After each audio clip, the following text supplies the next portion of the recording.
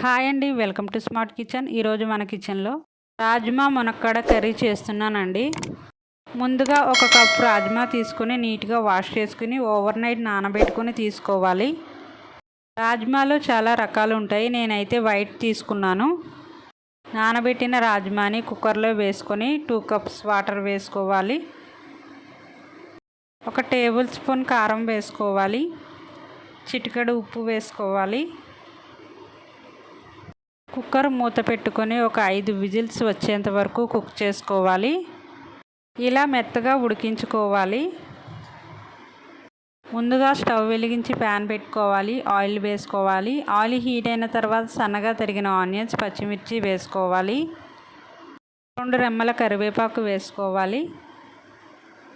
1 spoon ఉప్పు వేసుకొని బాగా ఆనియన్స్ని ఫ్రై చేసుకోవాలి. రాజ్మాలో ఉప్పు వేసాం కాబట్టి చూసుకొని వేసుకోండి. మూత వేసుకొని ఆనియన్స్ని ఫ్రై చేసుకుందాం. ఆనియన్స్ అయితే ఫ్రై అయిపోయాయి. కట్ చేసుకుని మునక్కాడ ముక్కలు వేసుకోవాలి. మునక్కాడ ముక్కలు ఫ్రై అయ్యేంత వరకు బాగా ఒకసారి కలుపుకోవాలి. 1 స్పూన్ కారం వేసుకోవాలి. టేబుల్ స్పూన్ పసుపు వేసుకోవాలి. అంతా కలిసేటట్టు ఒకసారి బాగా కలుపుకోవాలి.